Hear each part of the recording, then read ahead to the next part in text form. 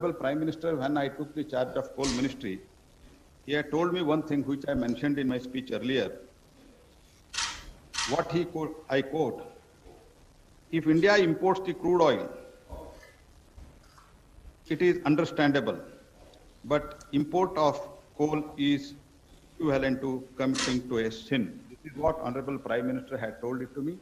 Taking that as a mantra, we have moved ahead, and now we are today in a historic day. Today is the historic day, and we will launch without any preconditions. We will launch coal mining of commercial auction. And now, I would request Honorable Prime Minister to bless us for the success of this event. As a most welcome you, sir. Kindly address us. धन्यवाद प्रहलाद जी। सबको नमस्कार। देश और विदेश में इस event में हिस्सा ले रहे सभी साथियों का बहुत बहुत स्वागत है। इतने चैलेंजिंग टाइम में इस तरह के इवेंट का होना, आप सभी का उसमें शामिल होना अपने आप में एक बहुत बड़ी आशा जगाता है, विश्वास का बहुत बड़ा संदेश लेकर के आता है। भारत कोरोना से लड़ेगा भी और आगे जीतेगा भी, आगे बढ़ेगा भी। भारत इस बड़ी आपदा को आपदा समझ करके रोते बैठने के पक्ष का नहीं है।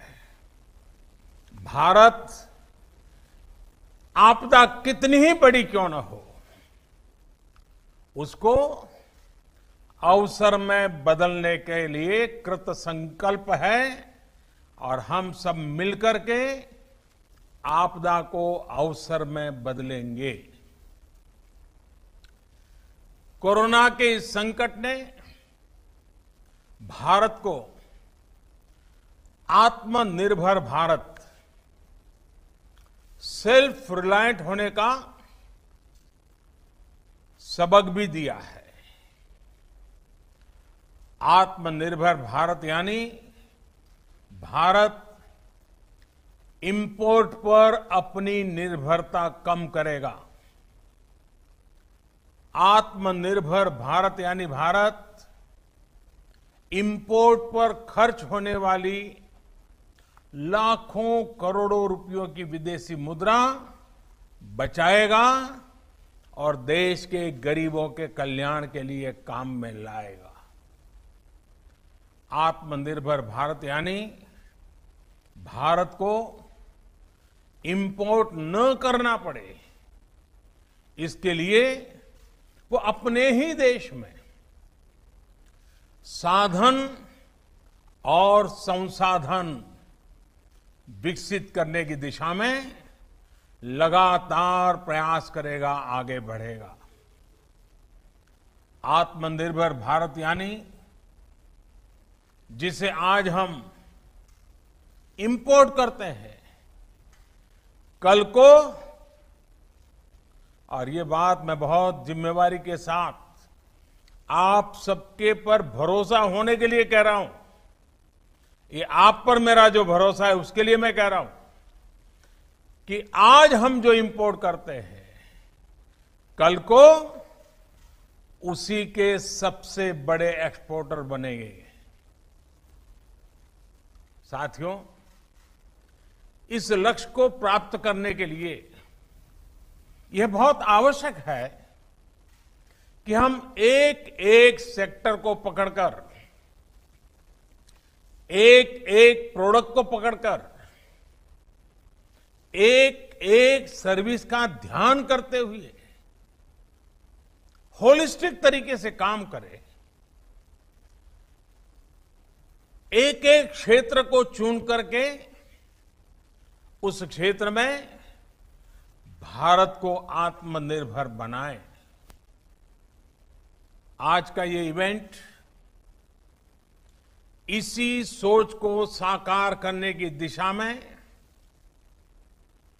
एक महत्वपूर्ण इनिशिएटिव है, एक मजबूत कदम है। आज एनर्जी सेक्टर में भारत को आत्मनिर्भर बनाने के लिए, सेल्फ रिलायंट बनाने के लिए एक बहुत बड़ा कदम उठाया जा रहा है। ये कार्यक्रम सिर्फ कोल माइनिंग से जुड़े एक सेक्टर से जुड़े रिफॉर्म्स को जमीन पर उतारने का ही है, ऐसा नहीं है, बल्कि ये 130 करोड़ एस्पिरेशंस को रियलाइज करने का कमिटमेंट है। ये हमारे युवा साथियों के लिए रोजगार के लाखों अवसर तैयार करने की शुरुआत है। साथियों, सेल्फ रिलायंस के संकल्प को सिद्ध करने के लिए जब पिछले महीने आत्मनिर्भर भारत अभियान की घोषणा हुई थी, तो कई लोगों को लगता था कि एक प्रकार से एक सामान्य सरकारी प्रक्रिया है। लेकिन महीने भर के भीतर ही हर घोषणा, हर रिफॉर्म्स, चाहे वो एग्रीकल्चर सेक्टर में हो, चाहे एमएसएमईज के सेक्टर में हो, या फिर अब कोल और माइनिंग के सेक्टर में हो, हर क्षेत्र में एक साथ अनेक प्रकार के कदम उठाए जा रहे हैं, निर्णय किए जा रहे हैं और निर्णयों को तेजी से जमीन पर उतारने के लिए हर कोई कोशिश कर रहा है। ये दिखाता है कि भारत इस क्राइसिस को अपॉर्चुनिटी में बदलने के लिए कितना गंभीर है, कितना कमिटेड है। आज हम सिर्फ कॉमर्शियल कोल माइनिंग के लिए ऑक्शन ही लॉन्च नहीं कर रहे हैं, बल्कि कोल सेक्टर को दशकों के लॉकडाउन से भी बाहर निकाल रहे हैं। कोल सेक्टर के लॉकडाउन का क्या प्रभाव रहा है, ये मुझसे भी ज्यादा आप सब लोग बेहतर तरीके से जानते हैं। सोचिए, जो देश कोल रिजर्व के हिसाब से दुनिया का चौथा सबसे बड़ा देश हो, जो दुनिया का दूसरा सबसे बड़ा प्रोड्यूसर हो, वो देश कोल का एक्सपोर्ट नहीं कर रहा है, बल्कि हमारा देश दुनिया का दूसरा सबसे बड़ा कोल इंपोर्टर है, कोल आयात करता है। बड़ा सवाल ये है कि जब हम दुनिया के लार्जेस्ट प्रोड्यूसर हैं, एक प्रकार से लार्जेस्ट प्रोड्यूसर के जो मेन ग्रुप हैं, हम उसमें से एक हैं। अगर ये सच्चाई है तो हम लार्जेस्ट एक्सपोर्टर क्यों नहीं हो सकते? और ये हम सबको अपने आप को पूछना है। और यही सवाल मेरे आप सभी को और करोड़ों भारतीयों के मन में भी हमेशा उठता रहा है। साथियों, हमारे यहां दशकों से यही स्थिति चल रही थी। देश के कोल सेक्टर को कैप्टिव और नॉन कैप्टिव के जाल में उलझा कर रखा गया था। इसको कंपटीशन से बाहर रखा गया था। ट्रांसपेरेंसी की एक बहुत बड़ी समस्या बार बार सामने आई है। ईमानदारी से ऑक्शन को छोड़िए, कोयला खदानों के अलॉटमेंट में बड़े बड़े घोटालों की चर्चा हर किसी ने सुनी है, हर समय हुई है, हर कोने में हुई है। इस वजह से देश के कोल सेक्टर में इन्वेस्टमेंट भी कम होता था और उसकी एफिशिएंसी भी हमेशा सवालों के घेरे में रहती थी। कोयला निकलता किसी राज्य में था, जाता सैकड़ों किलोमीटर दूर किसी अन्य राज्य के पावर प्लांट के लिए होता था, जबकि वे राज्य के पावर प्लांट्स कोयले का इंतजार करे रह जाते थे। यानी काफी कुछ मिसमैनेज था, अस्त व्यस्त था। साथियों, साल 2014 के बाद स्थिति को बदलने के लिए एक के बाद एक कई कदम उठाए गए। जिस कोल लिंकेज की बात कोई सोच नहीं सकता था, वो हमने करके दिखाया। ऐसे कदमों के कारण कोल सेक्टर को मजबूती भी मिली। आज बड़े बड़े रिफॉर्म्स को एब्सॉर्ब करने की ताकत उसके अंदर आ रही है। अभी हाल में हमने वो रिफॉर्म्स किए जिसकी चर्चा दशकों से चल रही थी, आप लोग भी कर रहे थे, जो अपने आप को एक्सपर्ट कमेंटेटर मानते हैं, वे भी कर रहे थे। अब भारत ने कोल और माइनिंग के सेक्टर में कंपटीशन के लिए, कैपिटल के लिए, पार्टिसिपेशन और टेक्नोलॉजी के लिए पूरी तरह से खोलने का बहुत बड़ा फैसला लिया है। इसका भी ध्यान रखा गया है कि जो नए प्लेयर्स, प्राइवेट प्लेयर्स माइनिंग के क्षेत्र में आए, उन्हें फाइनेंस के कारण कोई दिक्कत ना हो, उसका भी ध्यान रखा गया है ताकि नए लोगों को प्रोत्साहन मिले। साथियों, एक मजबूत माइनिंग और मिनरल सेक्टर के बिना सेल्फ रिलायंस संभव नहीं है, क्योंकि मिनरल्स और माइनिंग हमारी इकोनॉमी के इंपॉर्टेंट पिलर्स हैं। अब रिफॉर्म्स के बाद अब कोल प्रोडक्शन, पूरा कोल सेक्टर भी एक प्रकार से आत्मनिर्भर हो पाएगा। अब कोयले के लिए बाजार खुल गया है। जिस सेक्टर को जब जितनी जरूरत होगी वो खरीदेगा। साथियों, जो रिफॉर्म्स के लिए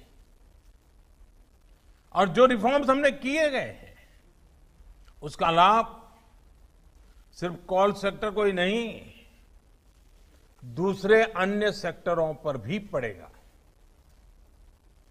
जब हम कोल प्रोडक्शन बढ़ाते हैं तो पावर जनरेशन बढ़ने के साथ ही स्टील, एल्यूमिनियम, फर्टिलाइजर, सीमेंट जैसे तमाम दूसरे सेक्टर्स में प्रोडक्शन और प्रोसेसिंग पर भी सकारात्मक पॉजिटिव इंपैक्ट होता है। सौभाग्य से हमारे यहां कोल, आयरन, बॉक्साइट ऐसे कई मिनरल्स के रिजर्व्स एक दूसरे के बहुत नजदीक होते हैं, बहुत आसपास ही होते हैं। एक प्रकार से परमात्मा ने जैसे क्लस्टर बना करके रखा हुआ है हमारे लिए। ऐसे में हाल में ही मिनरल्स को लेकर जो रिफॉर्म्स किए गए थे वो कोल माइनिंग रिफॉर्म्स के साथ जुड़ जाने से ये बाकी सेक्टर भी बहुत मजबूत हो गए हैं।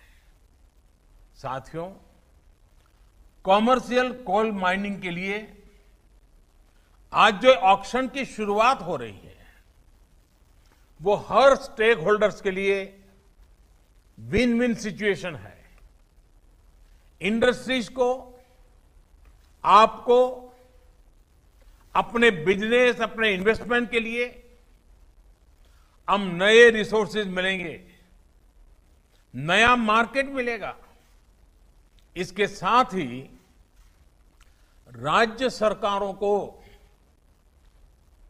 बेहतर रेवेन्यू मिलेगा। देश की एक बड़ी आबादी को रोजगार मिलेगा। एक प्रकार से गरीबों की सेवा का काम कोयले से भी हो सकता है, इसका विश्वास पैदा होगा। यानी हर सेक्टर पर एक पॉजिटिव असर देखने को मिलेगा। और मैं जो फील कर रहा हूं, इसके कारण हमारे देश के गरीब इलाकों के और गरीब लोगों के सबसे ज्यादा आशीर्वाद हम सबको मिलने वाले हैं। साथियों, कोल रिफॉर्म्स करते समय इस बात का भी ध्यान रखा गया है कि एनवायरनमेंट की रक्षा का भारत का कमिटमेंट कहीं से भी कमजोर न पड़े। कोल से गैस बनाने के लिए अब बेहतर और आधुनिक टेक्नोलॉजी का हम प्रयोग करना चाहेंगे और टेक्नोलॉजी आ पाएगी। कोल गैसिफिकेशन जैसे कदमों से एनवायरनमेंट की भी रक्षा होगी। कोयले से बनने वाली गैस का उपयोग ट्रांसपोर्ट और कुकिंग के लिए हो पाएगा। यूरिया और स्टील मैन्युफैक्चरिंग से जुड़े उद्योगों को प्रमोट करेगा। हमने लक्ष्य रखा है कि साल 2030 तक, 2030 तक, यानी कि इस दशक में करीब 100 मिलियन टन कोल को गैसिफाई किया जाए। मुझे बताया गया है कि इसके लिए 4 प्रोजेक्ट्स की पहचान हो चुकी है और इन पर करीब करीब 20,000 करोड़ रुपए इन्वेस्ट किए जाएंगे। साथियों, कोल सेक्टर से जुड़े ये रिफॉर्म्स ईस्टर्न और सेंट्रल इंडिया को, विशेषकर हमारी ट्राइबल बेल्ट को डेवलपमेंट का पिलर बनाने का भी एक बहुत बड़ा जरिया है। हमारे यहां जहां कोयला है, जहां मिनरल्स है, देश का वो हिस्सा प्रोग्रेस और प्रॉस्पेरिटी के मामले में उस स्तर पर नहीं पहुंच पाया है। देश का ये वो हिस्सा रहा है जहां बड़ी संख्या में एस्पिरेशनल डिस्ट्रिक्ट भी हैं। वो जिले जहां के लोग विकास के लिए एस्पायर कर रहे हैं, लालायित है, कर गुजरने का इरादा रखते हैं, सामर्थ्य है, शक्ति है, समझ है, सब कुछ है, लेकिन यही जिले विकास की दौड़ में बहुत पीछे रह गए हैं। आप कल्पना कर सकते हैं, देश में 16 एस्पिरेशनल डिस्ट्रिक्ट्स ऐसे हैं जहां कोयले के बड़े बड़े भंडार है, लेकिन इनका लाभ वहां के लोगों को उतना नहीं हुआ जितना होना चाहिए था। वहां के गरीबों का जितना भला होना चाहिए था वो नहीं हुआ। यहां से बड़ी संख्या में हमारे साथी दूर दूर अपने बूढ़े मां बाप को छोड़ करके, अपने खेत खलिहान को छोड़ करके, अपने यार दोस्तों को छोड़ करके बड़े शहरों में रोजगार के लिए, एम्प्लॉयमेंट के लिए माइग्रेशन करते हैं। ऐसी अनेक समस्याओं को कम करने और पूर्वी भारत और मध्य भारत की एक बड़ी आबादी को उसके घर के पास ही बेहतर रोजगार के अवसर देने में कॉमर्शियल माइनिंग तरफ हम जो कदम उठा रहे हैं वे एक इच्छित परिणाम लाएंगे। और जब मैं इच्छित परिणाम की बात करता हूं, मुझे इन क्षेत्रों का विकास करना है, हमें वहां के गरीबों का भला करना है, हमें पहले उस इलाके को आत्मनिर्भर बनाना है, बना के हर परिवार को आत्मनिर्भर बनाना है, हर गरीब की जिंदगी में बदलाव लाना है। आज जिन कोल ब्लॉक्स का ऑक्शन हो रहा है, इनसे ही इस क्षेत्र में लाखों जॉब पैदा होने का अनुमान है। इतना ही नहीं, कोयला निकालने से लेकर ट्रांसपोर्टेशन तक को बेहतर बनाने के लिए जो आधुनिक इंफ्रास्ट्रक्चर तैयार किया जाएगा, उससे भी रोजगार के अवसर बनेंगे, वहां रहने वालों को अधिक सुविधाएं मिलेगी। अभी हाल ही में सरकार ने इस तरह के इंफ्रास्ट्रक्चर पर 50,000 करोड़ रुपए खर्च करने का निर्णय किया है। साथियों, कोल सेक्टर में हो रहे रिफॉर्म, इस सेक्टर में हो रहा निवेश लोगों के जीवन को, विशेषकर हमारे गरीब और आदिवासी भाई बहनों के जीवन को आसान बनाने में बहुत बड़ी भूमिका निभाएगा। कोल प्रोडक्शन में, अनकोल प्रोडक्शन से राज्यों को एक्स्ट्रा रेवेन्यू मिलेगा, उसका इस्तेमाल वहां की जन कल्याण योजनाओं में होगा, उस राज्य के विकास में होगा। इसके साथ ही राज्यों को डिस्ट्रिक्ट मिनरल फंड, उससे भी बहुत मदद मिलने वाली है और ये मदद जारी रहेगी। इस फंड का बड़ा हिस्सा कोल माइनिंग के आसपास के इलाकों में जरूरी सुविधाओं के विकास में लगाया जा रहा है। वहां के लोगों की जिंदगी, ईज ऑफ लिविंग, उनको जीने के लिए जूझना न पड़े, उन्हें सरकारों के साथ जद्दोजहद न करना पड़े, वो आत्मसम्मान से जिए, वो आत्मनिर्भर होकर के जिए। यानी जहां संपदा है वहां रहने वालों में संपन्नता भी हो, इस लक्ष्य को लेकर हम आगे बढ़ रहे हैं। आज उठाए जा रहे ये कदम इस लक्ष्य को हासिल करने में बहुत मददगार सिद्ध होंगे।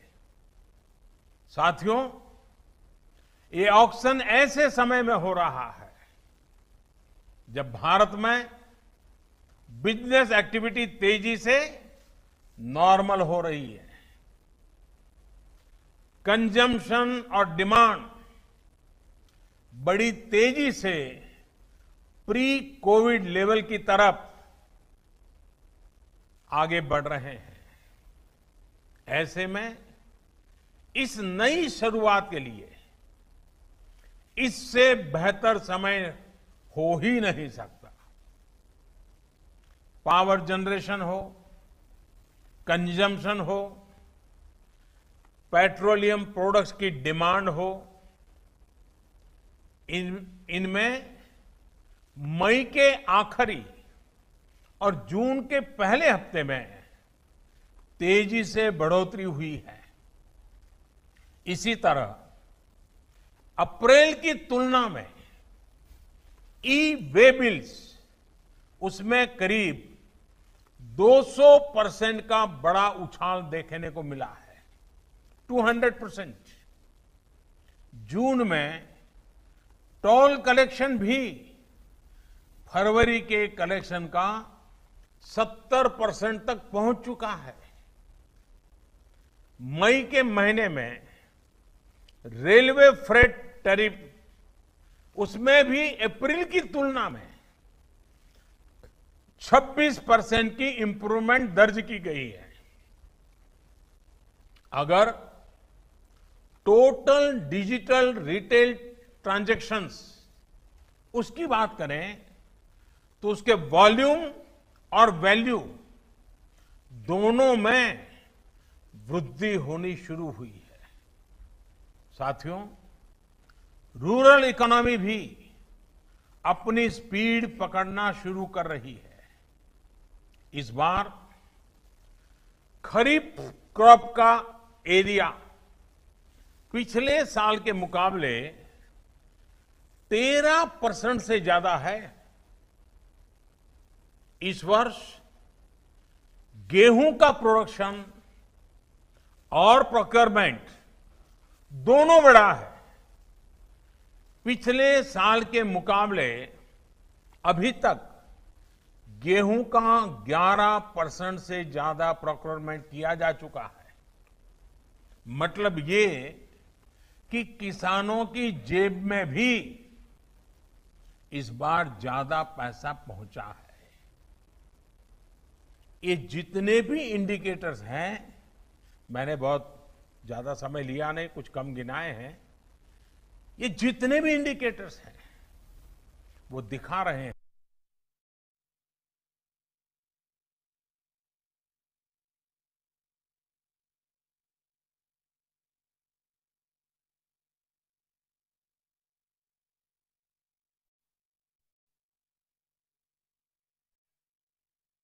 बाहर निकला है, इससे भी निकलेगा। हम भारतवासी अगर करोड़ों कंज्यूमर हैं तो ये न भूलें कि हम भारतवासी करोड़ों प्रोड्यूसर भी हैं। भारत की सक्सेस, भारत की ग्रोथ निश्चित है। हम आत्मनिर्भर बन सकते हैं। आप याद करिए, सिर्फ कुछ सप्ताह पहले तक हम N95 मास्क, कोरोना की testing kit, personal protective equipment PPE, ventilator, अपनी जरूरत का ज्यादातर हिस्सा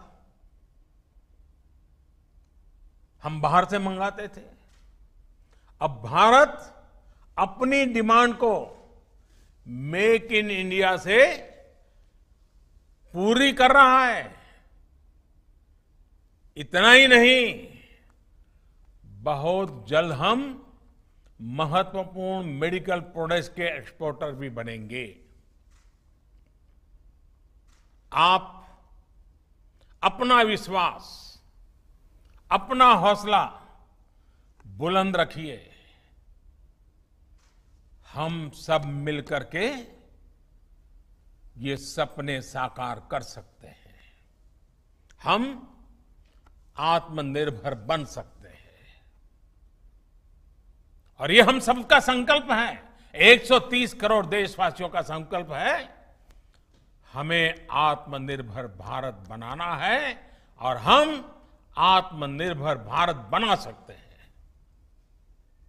सेल्फ रिलायंट इंडिया की जो जर्नी 130 करोड़ भारतीयों ने शुरू की है, आप भी उसके भागीदार हैं। आप नेतृत्व करने के लिए आगे आइए।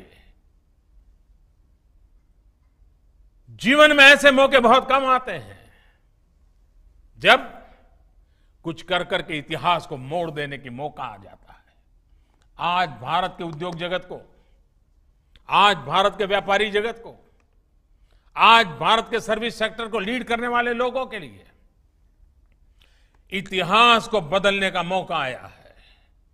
इतिहास की दिशा बदलने का मौका आया है। भारत के भाग्य को बदलने का मौका आया है। हमें इस मौके को जाने नहीं देना है।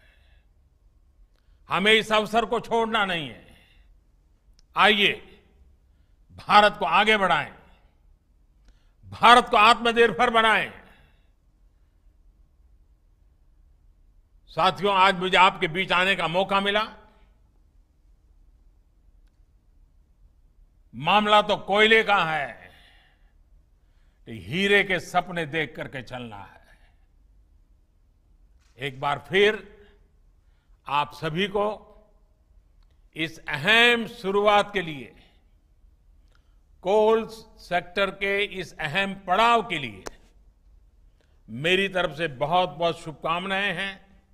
मैं विशेष रूप से मंत्रिपरिषद के मेरे साथी प्रहलाद जोशी जी को और उनकी टीम को बहुत बधाई देना चाहता हूं, क्यों उन्होंने इस लॉकडाउन पीरियड का इतना उपयोग किया। पूरे डिपार्टमेंट के हर बारीकियों का अध्ययन किया। देश के लिए नया क्या कर सकते हैं, नए तरीके से क्या कर सकते हैं, उन्होंने एक बहुत बड़ी लीडरशिप दी है। मैं प्रहलाद जी को, उनके सचिव और उनकी टीम को आज बहुत बधाई देना चाहता हूं। आपको लगता होगा कि आप एक छोटा सा कार्यक्रम कर रहे हैं।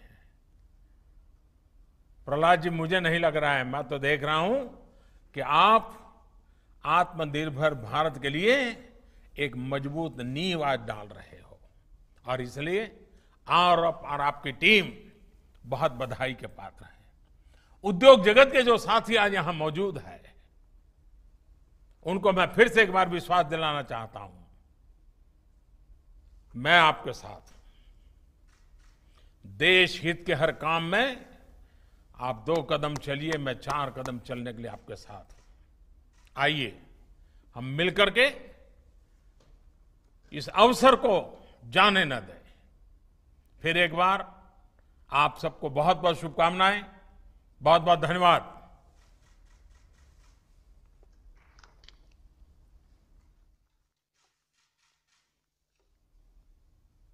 बहुत बहुत धन्यवाद सर आपको।